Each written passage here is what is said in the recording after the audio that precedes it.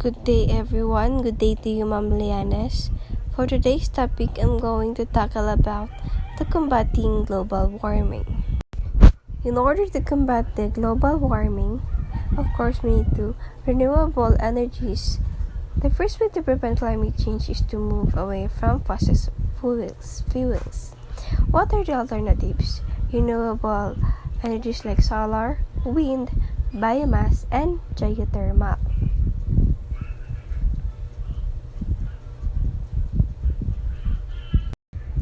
Energy and water efficiency.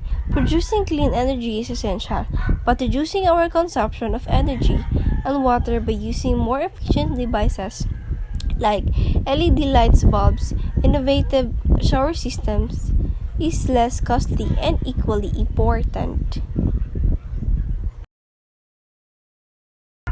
Sustainable transportation. Promoting public transportation, carpooling, but also electric and hydrogen mobility can definitely help reduce carbon dioxide emissions and thus fight global warming. In order to reduce the carbon dioxide emissions from buildings caused by heating, air conditioning, hot water, or lighting, it is necessary both to build new low-energy buildings and to renovate the existing constructions.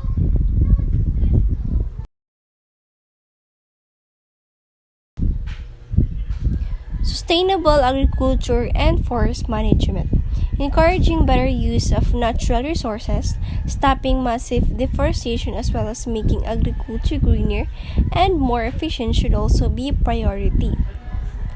So para pangalagaan po na ang nature is kailangan po ta magtanom og mga puno ug dili po ta mag-iligal lagi. Responsible consumption and recycling. Adopting responsible consumption habits is crucial, be regarding food, particularly meat, clothing, cosmetics, or cleaning products. Last but not the least, recycling is an absolute necessity for dealing with waste. So kanang basura na lang di na nato magamit, pwede na to siya i-recycle para mapusan pa siya sa lain gamit. We are done with the combating global warming. Now we'll proceed to the global food security.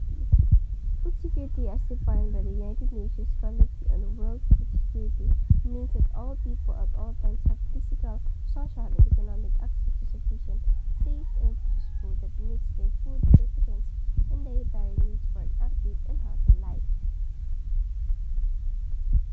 The Global Food Security Index showed the Philippines fell short of the global average of food supply for 2018.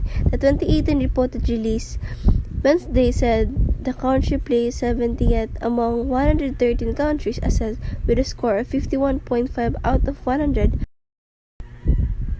Despite the COVID-19 pandemic and the imposed community quarantine since mid-March, the Philippines continues to be food secure with sufficient supply of basic food commodities. Food is one of the basic needs that sustain people. The lack of it could cause adverse health effects such as malnutrition, one of the leading problems that affect Filipinos today. One person behind the malnutrition in the Philippines is lack of food security. So one of the reasons dyan nga mag-malnourish ang bata is lack of food security. Of course, kung wala tayo isunod sa tuntihan, no, apektuhan dyan ato ang lawas, mahimo dyan o malnourished.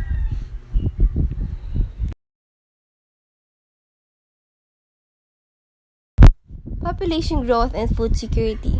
During the 1996 World Food Summit, the United Nations UN defined food security as follows.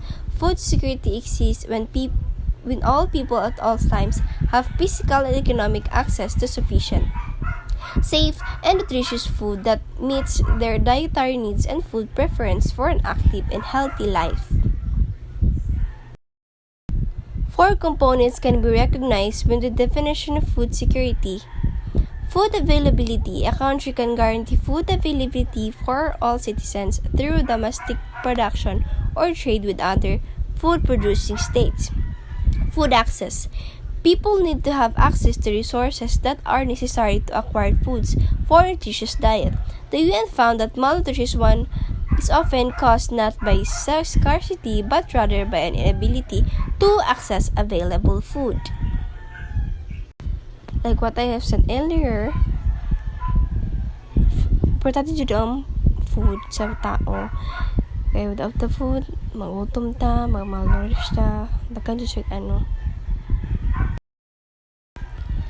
Food utilization. Once people have obtained food, a number of factors influence how well the human body can ingest and metabolize that food. Food must be safe and nutritious enough to meet the physiological requirements of an individual. Education about nutrition and food preparation can improve utilization.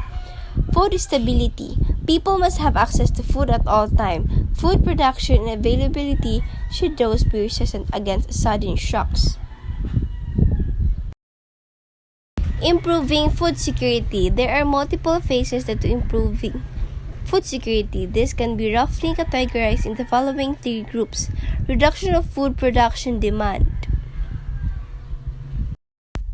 Increasing food production.